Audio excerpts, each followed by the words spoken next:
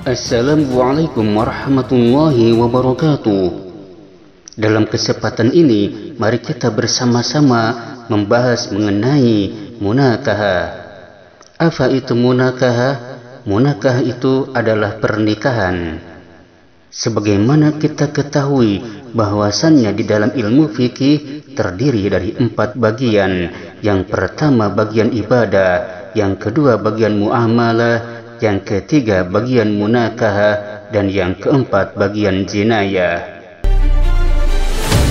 Pada kesempatan kali ini kita akan membahas bagian ilmu fikih bagian yang ketiga, yaitu munakahah atau pernikahan. Hukum Islam tentang pernikahan. Arti pernikahan. Pernikahan berasal dari kata dasar nikah. Kata nikah memiliki persamaan dengan kata kawin. Menurut bahasa Indonesia, kata nikah berarti berkumpul atau bersatu. Menurut istilah syara, nikah itu berarti melakukan suatu akad atau perjanjian untuk mengikatkan diri antara seorang laki-laki dan seorang perempuan, serta menghalalkan hubungan kelamin antara keduanya dengan dasar sukarela dan persetujuan bersama demi terwujudnya keluarga bahagia yang diridhoi oleh Allah Subhanahu wa Ta'ala.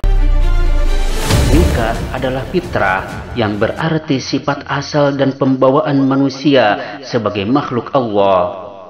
Setiap manusia yang sudah dewasa dan sehat jasmani rohaninya pasti membutuhkan teman hidup yang berlawanan jenis kelaminnya.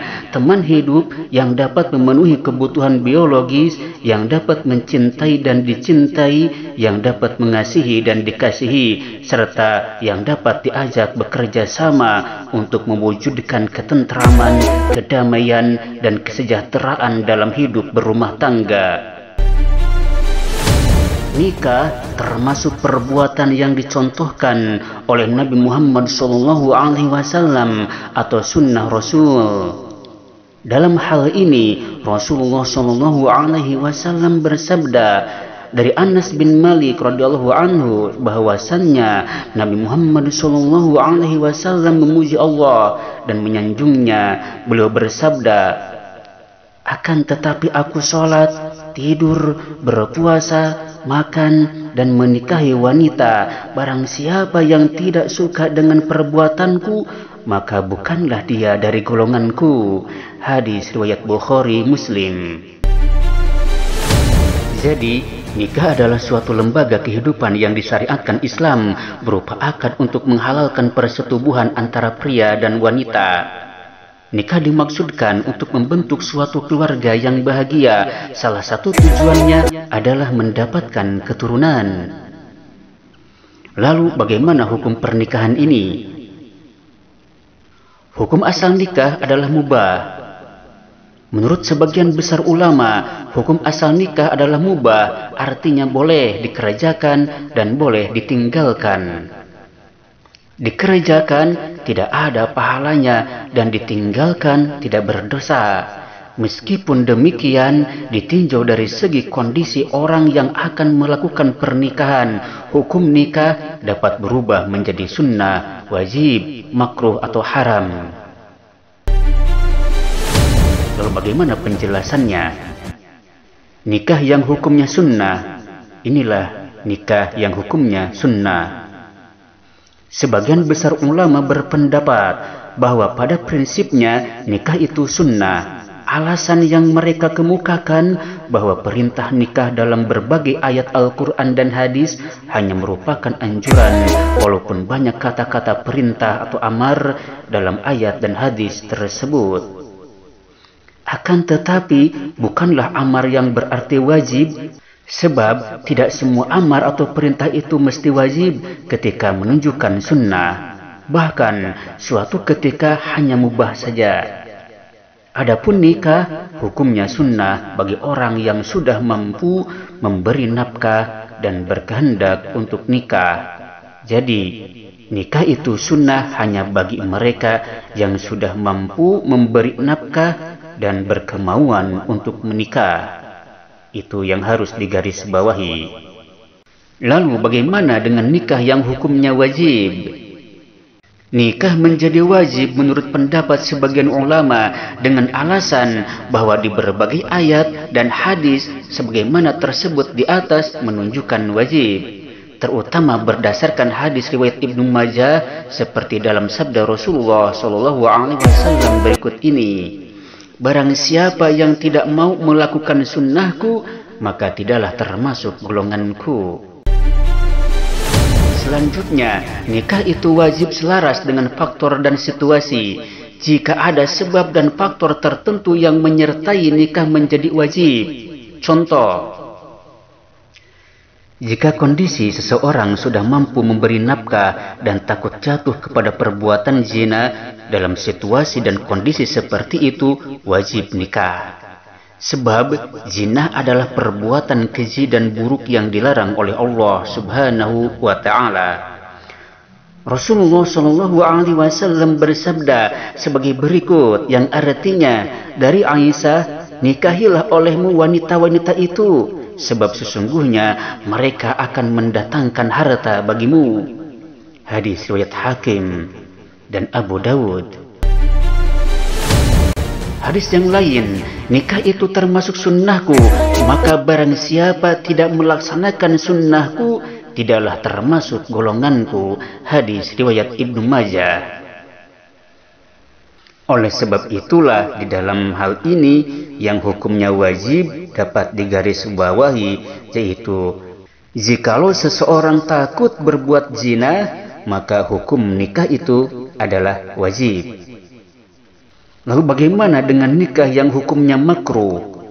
Hukum nikah menjadi makruh apabila orang yang akan melakukan perkawinan telah mempunyai keinginan atau hasrat yang kuat, tetapi ia belum mempunyai bekal untuk memberi nafkah tanggungannya.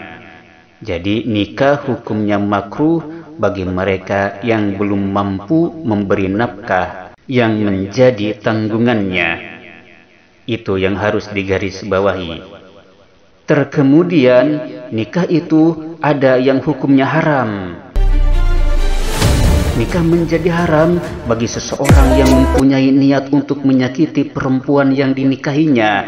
Dalam sebuah hadis, Rasulullah SAW pernah bersabda, barang siapa yang tidak mampu nikah, hendaklah dia puasa.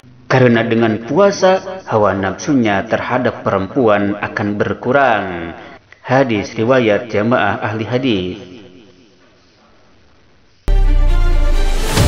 Terkemudian di dalam Al-Quran surat An-Nisa ayat 3 yang artinya, dan jika kamu takut tidak akan dapat berlaku adil terhadap hak-hak perempuan yang yatim, bila mana kamu mengawininya, maka kawinilah wanita-wanita lain yang kamu senangi, 2, 3, atau 4.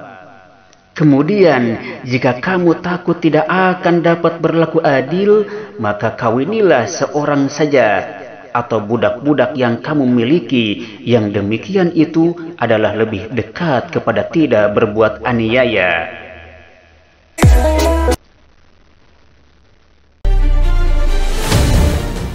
Lalu dalam Quran surat An-Nur, Allah Subhanahu wa Ta'ala berfirman, dan kawinkanlah orang-orang yang sendirian di antara kamu dan orang-orang yang layak berkawin dari hamba-hamba sahayamu yang laki-laki dan hamba-hamba sahayamu yang perempuan.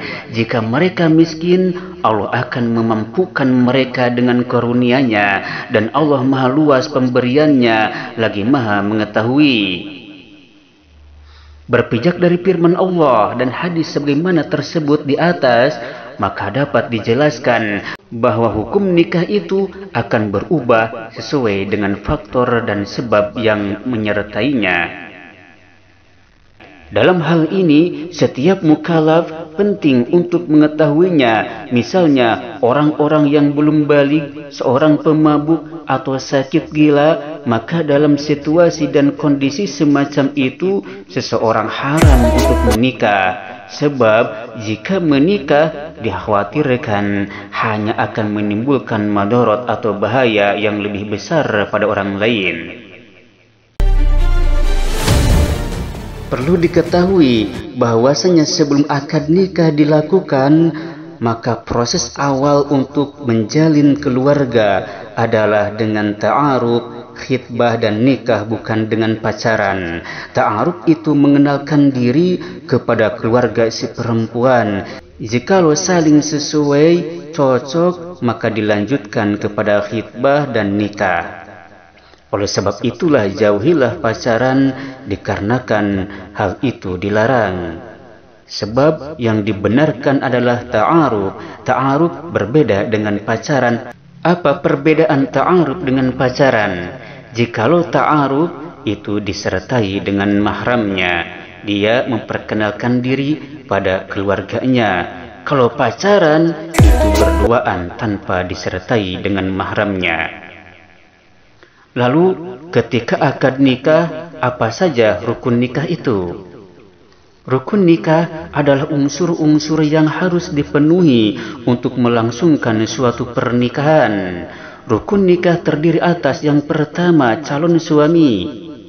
Syaratnya antara lain beragama Islam, benar-benar pria, tidak karena terpaksa, bukan mahram perempuan calon istrinya, tidak sedang ihram haji atau umroh, dan usia sekurang-kurangnya 19 tahun.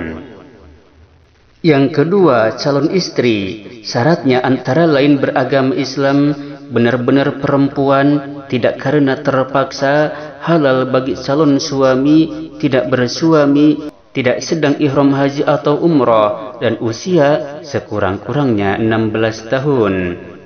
Lalu yang ketiga, sigot akad, yang terdiri atas ijab dan qabul. Ijab dan qabul ini dilakukan oleh wali mempelai perempuan dan mempelai laki-laki. Ijab diucapkan oleh wali mempelai perempuan dan qabul diucapkan oleh mempelai laki-laki. Bagaimana contoh daripada ijab? Misalnya wali menyatakan, "Ya Fulan bin Fulan, saya nikahkan kamu atas perintah Allah. Ya Fulan bin Fulan, saya nikahkan kamu kepada putriku dengan mas kawin sekian dibayar tunai." Kemudian qabul dibacakan oleh mempelai laki-laki. Contoh daripada perkataan qabul ini, saya terima nikahnya Fulanah binti Fulan dengan mas kawin sekian dibayar tunai. Lalu rukun nikah yang keempat adalah wali mempelai perempuan. Syaratnya laki-laki beragama Islam, balik atau dewasa, berakal sehat, merdeka, tidak sedang ditahan, adil, dan tidak sedang ihram haji atau umrah. Wali inilah yang menikahkan mempelai perempuan atau mengizinkan pernikahannya. Sabda Nabi Muhammad SAW yang artinya, perempuan mana saja yang menikah tanpa izin walinya, maka pernikahan itu batal. Hadis riwayat Arba'ah kecuali Nasa'i. Mengenai susunan dan urutan yang menjadi wali adalah sebagai berikut. Urutan yang pertama yang berhak menjadi wali adalah bapak kandung. Sedangkan bapak tiri tidak sah menjadi wali. Urutan yang kedua adalah kakek, yaitu bapa dari bapa mempelai perempuan. Urutan yang ketiga adalah saudara laki-laki kandung. Urutan yang keempat adalah saudara laki-laki sebapa. Urutan yang kelima adalah anak laki-laki dari saudara laki-laki kandung. Urutan yang keenam adalah anak laki-laki dari saudara laki-laki sebapa. Urutan yang ketujuh paman, yaitu saudara laki-laki bapa. Urutan yang kedelapan anak laki-laki paman. Dan urutan yang kesembilan adalah hakim. Wali hakim berlaku apabila wali yang tersebut di atas semuanya tidak ada, sedang berhalangan atau menyerahkan kewaliannya kepada hakim. Terkemudian ada 12 muhrim yang haram dinikahi laki-laki. Hal ini berdasarkan firman Allah Subhanahu wa taala dalam Quran surat An-Nisa ayat 23 yang artinya, Diharamkan atas kamu mengawini ibu-ibumu, anak-anakmu yang perempuan, saudara-saudaramu yang perempuan, saudara-saudara bapamu yang perempuan, saudara-saudara ibumu yang perempuan, anak-anak perempuan dari saudara-saudaramu yang laki-laki, anak-anak perempuan dari saudara-saudaramu yang perempuan, ibu-ibumu yang menyusui kamu, saudara perempuan sepersusuan, ibu-ibu istrimu atau mertua, anak-anak istrimu yang dalam pemeliharaanmu dari istri yang telah kamu campuri. Tetapi jika kamu belum campur dengan istrimu itu dan sudah kamu ceraikan, maka tidak berdosa kamu mengawininya. Dan diharamkan bagimu istri-istri anak kandungmu atau menantu, dan menghimpunkan dalam perkawinan dua perempuan yang bersaudara, kecuali yang telah terjadi pada masa lampau. Sesungguhnya Allah Maha Pengampun lagi Maha Penyayang. Dari ayat ini ada 12 muhrim yang haram dinikahi oleh laki-laki, yang dapat diurutkan sebagai berikut. Yang pertama, ibu-ibumu. Yang kedua, anak-anakmu yang perempuan.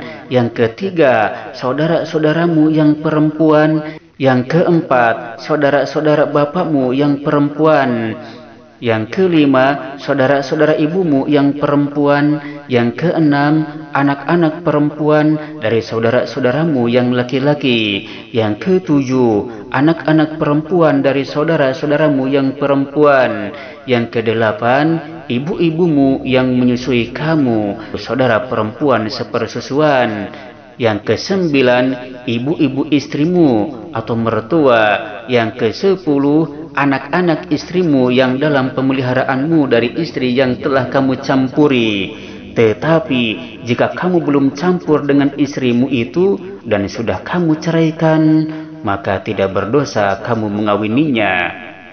Lalu yang ke-11, istri-istri anak kandungmu atau menantu. Dan yang ke-12 yang haram dinikahi oleh laki-laki adalah menghimpunkan dalam perkawinan dua perempuan yang bersaudara, kecuali yang telah terjadi pada masa lampau. Selain itu, ada beberapa orang yang tidak boleh nikah dengannya. Yang pertama orang kafir, yang kedua orang murtad, yang ketiga durhaka kepada orang tua, yang keempat orang-orang musyrik, dan yang kelima para pezina. Maka kelima orang ini jauhilah, karena kita sebagai orang yang beriman dilarang untuk menikahi kelima orang ini. Terkemudian rukun nikah yang kelima adalah dua orang saksi, yang mana syaratnya dia Islam, baligh, berakal sehat, merdeka, tidak sedang ditahan, laki-laki, adil, dan tidak sedang ihram haji atau umroh.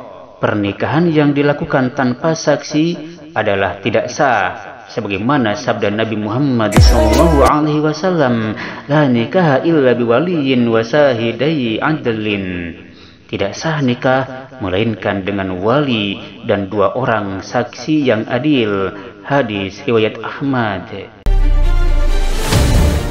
Perlu diketahui bahwasanya setelah menikah ada kewajiban yang harus dijalankan oleh seorang suami dan istri. Lalu apa saja kewajiban suami istri itu? Dua insan yang berlainan jenis, laki-laki dan perempuan yang semula masing-masing bebas, maka setelah menikah atau menjalin hubungan suami istri, mau tidak mau harus tunduk dan patuh kepada kewajiban masing-masing. Suatu kewajiban yang dilakukan oleh suami adalah hak bagi istri, sedangkan kewajiban yang dilakukan istri akan menjadi hak bagi suami. Sedangkan masing-masing suami dan istri mendapatkan hak dan kewajiban. Lalu kewajiban suami yang pertama, memberi nafkah, pakaian, dan tempat tinggal kepada istri dan anak-anaknya sesuai dengan kemampuannya. Yang kedua, bergaul dengan istri secara ma'ruf, baik. Cara yang ma'ruf adalah cara yang layak dan patut, antara lain dengan akhlak yang baik, penuh kasih sayang, saling menghargai, saling memperhatikan, dan lain sebagainya. Dan kewajiban yang ketiga, memimpin keluarga, yaitu memimpin istri dan anak-anaknya dalam menjalankan roda organisasi keluarga untuk mencapai tujuan yang diharapkan, yaitu kesejahteraan dan kebahagiaan lahir dan batin, dunia dan akhirat.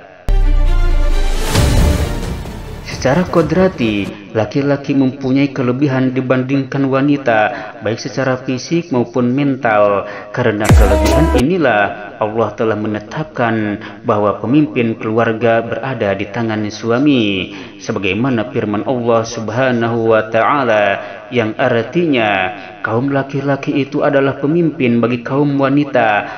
Oleh karena Allah telah melebihkan sebagian mereka, itu laki-laki, atas sebagian yang lain, yaitu wanita. Dan karena mereka, yaitu laki-laki, telah menafkahkan sebagian dari harta mereka, sebab itu maka wanita yang soleha ialah yang taat kepada Allah, lagi memelihara diri ketika suaminya tidak ada. Oleh karena Allah telah memelihara mereka. Wanita-wanita yang kamu khawatirkan nusujnya, maka nasihatilah mereka dan pisahkanlah mereka di tempat tidur mereka dan pukullah mereka. Kemudian jika mereka mentaatimu, maka janganlah kamu mencari-cari jalan untuk menyusahkannya. Sesungguhnya Allah Maha Tinggi lagi Maha Besar.